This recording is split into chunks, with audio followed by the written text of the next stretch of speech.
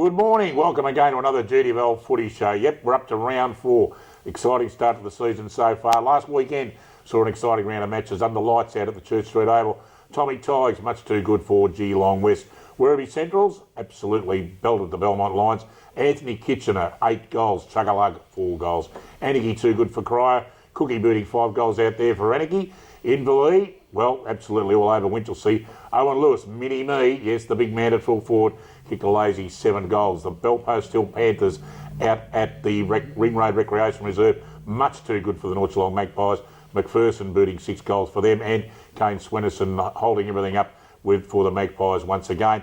And the 94.7 match of the round last weekend was the Bannockburn Tigers, much too good for East Geelong, which of course a great effort for Bannockburn, with Battaglio will try that again. He kicked 4 goals for Bannockburn. Adam Scrobelack, one of the best players for the East Geelong Eagles. Hello, I'm Dick Philpott, and once again I have assembled some of the biggest names and brains in local football. And first of all, a very good morning to Dale Smyth. Good morning, Dale. Yes, good morning, Dick. Nice to be back here this morning, and looking forward to, I can't say I'm looking forward to going to football this afternoon. We've got the kids, and then I've got to go to a wedding this afternoon.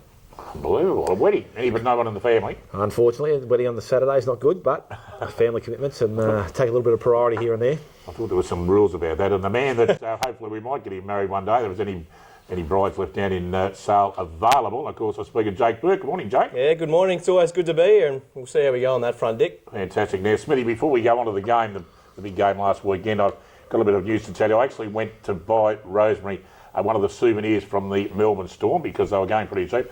So I bought her a Melbourne Storm bra, and she wasn't very happy about it. What was that, Dick?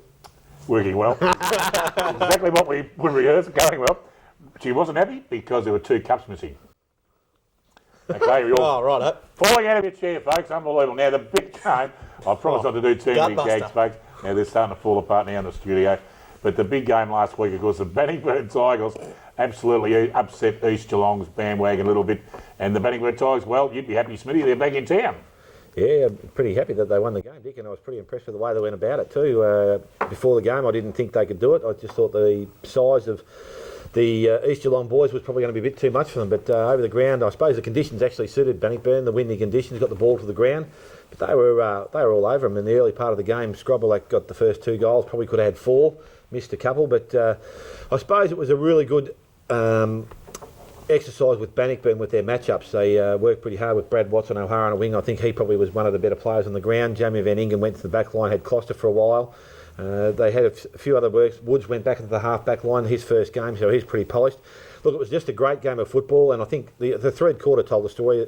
East Geelong a little bit undisciplined, had 2 players sent from the ground and kicking with the breeze at that stage. Bannockburn got themselves in front and then were kicking with them in the last and were able to hang on. Battaglio was good at full forward, as playing a bloke that's 17 on Drew Lachlan, who's probably towers over the top of him. He was pretty good. He had a chance to kick probably 2 more too, Jake, didn't he? Yeah, he was very, very lively up forward for Bannockburn. I suppose there was 2 major points you could really take out of this game. Is that Bannockburn probably a bit better than we thought they might be, and East Geelong, where they really struggled when things aren't going their way. I suppose that's something they're going to have to learn, as we said on the coverage last weekend. They're not used to being behind, and when they do, they didn't really know what to do. So I guess it'll be a big game for them today against your mob, Dick, and I think the Magpies might be in a bit of trouble. Yeah, we'll talk about it a bit later on. I don't like your tone of voice either, Jake. I don't know, everyone hates the Magpies at the moment. Oh, it's not that. I just think East Geelong are going to be breathing fire today after last week's performance. Oh, fair enough. No, the old Maggies, don't you worry about that. Actually, they're going to be starring in a movie very shortly, they tell me, from the Fremantle Media. The name of the movie's called Killing Time. And come on, you can crack your gag now. I've already told you, Dick, it's well known. Yeah, well known. You reckon the Maggies are killing time all year, okay. But I didn't say that. He said that, folks, everyone at North Geelong. But they're going to be in a movie. It's going to be on TV through Fremantle Media, Killing Time. North Geelong Magpies in action in the background, apparently. So it'll be fantastic action indeed. Taking us into the very first break, we've got Cal Lowther. He's got an interview firstly with the co-coach of the Bannockburn Tigers, Ross Dillon, and then following that, interview with the coach of the East Geelong Eagles, Adam Scrobelack. Ross, great win today. Where do you think you won it? I think we won it, Cal. Mainly in our midfield. At the start of the year, we lost a couple of players, older players, and it didn't worry us a bit because we put a bit of trust in some local kids to play midfield for us, and we've really given them a responsibility. And the way they stand up today and won the contested footy, that's why we won. Yeah. Just those kids, Bradford Chula, Brad Watts, Patrick Dillon, Link Peters, are all excellent. Yeah.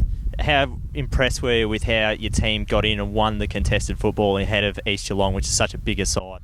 Something we mentioned before the game, we said that's what they pride themselves on, and if we can match them or even better them a little bit, then we're going to be right in the game. And as it turned out, we did match them and maybe even got the better of them, and we won the game, so it was excellent.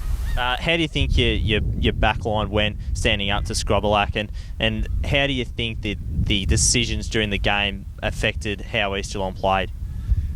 We did well. Like Scrobber got a couple early. We knew where he was going to play at full forward or in the ruck, and we had a match up for him. And when they come in early, we thought it might have been a bit of trouble trying to knock him out of the way. But as it turned out, when our mids got on top, it just got harder for their forwards and easier for our backs. So that's really how it went that way. And obviously we got lucky umpires. We put ourselves first for the ball and got a few free kicks. So it was, again, well done for just getting our blokes first to the footy. Very well, and you must be very, very impressed with how well your team has gelled this far into the season. Yeah, we've got about 12 new players, but the thing is they're all Bannockburn kids. So they're 12 new blokes to Bannockburn, but they're guys that have played under 16s and under 18s together, under 14s, so they all know each other. So the gelling hasn't taken that long to get. It's just they all know each other, they're all best mates, which helps. All right, thanks very much, Ross. No worries, Cal. Thanks, mate.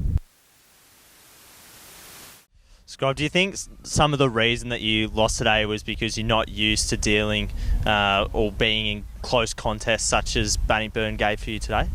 No, not really. Our blokes just were really undisciplined, obviously not just towards the umpire, but also towards the game plan as well. Just didn't follow instructions, right from the start of the game, and that's the same old blokes, unfortunately. So maybe, I think we might need to turn some players over. Yeah. Tell us about sort of what you said to the players going into three-quarter time. Obviously, you're really disappointed, but do you think the players responded okay in the last quarter, or they just really fell away? No, I don't think they responded at all, to be honest. I just put it back onto them. If they've done things wrong, now's the time, to turn it around. But I think blokes have still done the same things, and pretending they're tired and things like that just ain't good enough. And to be honest, I'm really ashamed of the way our blokes went about it and the discipline. I don't think the umpiring was the best, but there's no need to talk to umpires that way, I guess. And you can't do anything about it. And Bannockburn, to their credit, they didn't have the best decisions, but they handled it really well. And maybe we could take a leaf out of their book. Yeah. And even though you lost today, you've won the first two games. Do you think your team's gelling all right? Well, yes and no. We haven't played great footy in any of the games, but I think maybe we needed that kick in the butt, to get blokes rolling along. Our midfield, I think, thought they were pretty hot shots at some stages, but maybe they need that kick in the butt to kick things along. Yeah. All right, thanks very much, Adam. No worries, mate.